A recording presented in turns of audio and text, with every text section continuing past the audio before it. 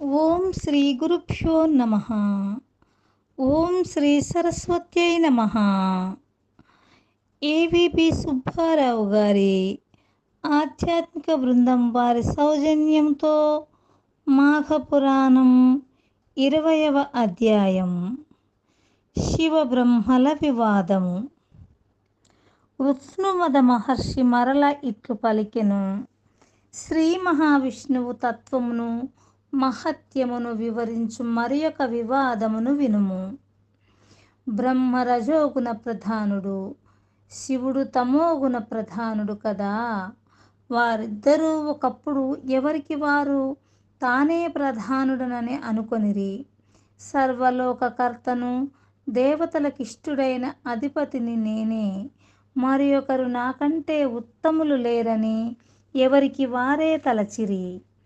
ఎంతకాలము గడిచినను వారి వివాదము ఆగలేదు. కాలము గడుచుచునేయున్నది, వివాదము పెరుగుచునేయున్నది.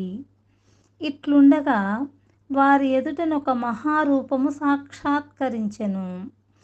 ఆ రూపము అనేక సూర్యుల కాంతి కలిగి తేజోమయమయ్యుండెను. అనేకములైన ముఖములు, నేత్రములు, బాహువులు, పాదములు కలిగి సర్వవ్యాప్తమై తనకు తానుగా జనించి సర్వతో వ్యాప్తమయ్యుండెను. దివ్యము, మనోహరము, అనంతమునగు ఆ రూపము శ్రీ మహావిష్ణు రూపమని వారు గ్రహించిరి. సర్వమును ఆ రూపమునందే వారు చూచిరి.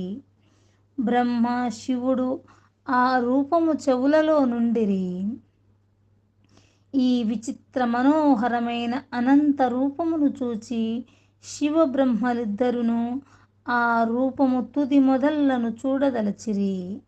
ఆ రూపము యొక్క ఆద్యంతములు ఎరిగిన వారే తమ ఇద్దరిలో ఉత్తములని తలచిరి.